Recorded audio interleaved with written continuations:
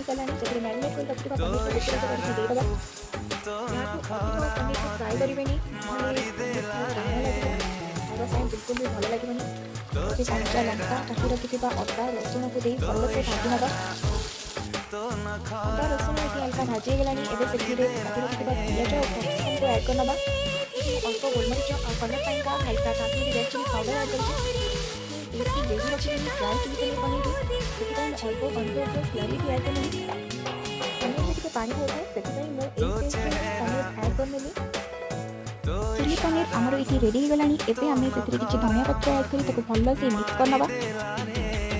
ଦେଖନ୍ତୁ କେତେ ଇଜି ଆଉ ସିମ୍ପଲ୍ ଟେକ୍ନିକ୍ରେ କେତେ ଜଲ୍ଦି ଆମର ଚିଲି ପନିର ବନିକି ଏଠି ରେଡ଼ି ହେଇଯାଇଛି। ଏବେ ଆକୁ ଗୋଟେ ସର୍ଭିଂ ପ୍ଲେଟ୍କୁ କାଢ଼ି ସର୍ଭ କରିନେବା।